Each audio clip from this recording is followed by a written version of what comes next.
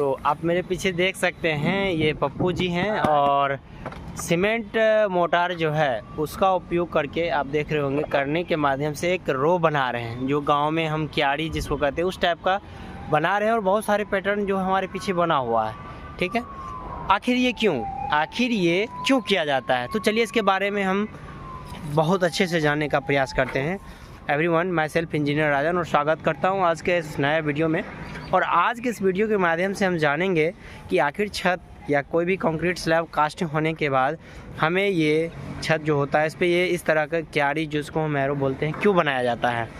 Basically हम college के दिनों में अक्सर पढ़ते हैं कि बहुत सारे टाइप्स होते हैं क्यूरिंग का, ठीक है। उसी में एक टाइप होता है पॉन्डिंग टाइप्स ऑफ क्यूरिंग मेथड, जिसमें हम क्या करते हैं किसी फ्लैट सरफेस पे कोई भी फ्लैट स्लैब है उस स्लैब पे वाटर को हम क्यूरिंग करने के लिए लगाते हैं। जैसे खेत बनाते हैं, खेत को क्यारी बना के उसमें पानी लगा देते हैं ना, उसी प्रकार फ्लैट स्लैब जो होता है, स्लैब सरफेस फ्लैट होता है, तो इस प्रकार इस पर क्या करते हैं एक विक 8:1 जो रेशियो होता है उसके रेशियो में हम एक मोटार का पेस्ट बनाते हैं और लेआउट जिस तरह से आप पीछे देख रहे हैं ग्रिड पैटर्न बनाते हैं, ठीक है। तो ये एक्चुअली किया जाता है क्यूरिंग के लिए। और आखिर क्यूरिंग को इस तरह क्यों करना ज़रूरी है? जब हम स्प्रिंकल से करेंगे तो क्यूरिंग का जो टाइमिंग रहेगा बहुत कम होगा और बहुत कम पानी लगेगा। एक्चुअली जो भी मेजर प्रोजेक्ट्स होते हैं, बड़े बड़े प्रोजेक्ट्स होते हैं, उसमें स्लैब का कास्टिंग नॉमिनल जो हम लोग नॉर्मली करते हैं गांव में उस तरह से नहीं होता है। यहाँ पे आरएमसी के थ्रू या किसी कोई भी कंक्रीट स्लैब है तो वो किसी एडमिक्सचर के थ्रू मिलाकर फिर ये स्लैब को कास्ट किया जाता है। यानी कि इसमें एडमिक्सचर जो होता है मिला होता है। और हीट ऑफ हाइड्रेशन को मेंटेन रखने के लिए इसमें वाटर को समय समय पर देना ज़रूरी होता है। अगर नहीं देंगे तो ये छत क्या होते हैं, फटने लगते हैं।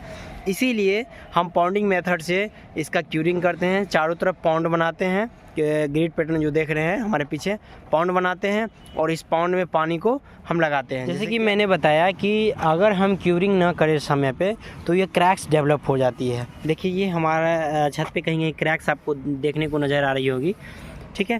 तो ये जो क्रैक्स है इस क्रैक्स को एवॉइड करना हो, यानी कि हमारा स्लैब कास्ट के बाद क्रैक्स ना आवे, डेवलप ना हो, इसलिए हमें कम से कम कास्टिंग होने के बाद 12 घंटे के बाद, कम से कम 12 घंटा के बाद हमको क्या करना पड़ता है, इसको क्यूरिंग करना पड़ता है। और इसका टेम्परेचर मेंटेन रहे इसलिए इस पे पॉन्ड बना देते हैं और पानी को जमा देते हैं। तो ये एक बेसिकली मेथड होता है क्यूरिंग का, जिसमें हम सरफेस को, फ्लैट सरफेस को या स्लैब को क्यूरिंग करते हैं। क्योंकि हमारा IS कोड 456/2000 कहता है कि किसी भी स्लैब को अगर आप कास्ट किए हो तो मिनिमम अगर उसके 50% स्ट्रेंथ को गेन करना है तो मिनिमम 7 दिनों तक आपको क्यूरिंग करना पड़ेगा, ठीक है। तो 7 दिन कौन आके कंटिन्यू क्यूरिंग करेगा? उससे बेहतर है कि पाउंडिंग कर दीजिए और इस पर पानी लगा दीजिए। तो ये एक बेस्ट मेथड होता है फ्लैट स्लैब का क्यूरिंग करने का।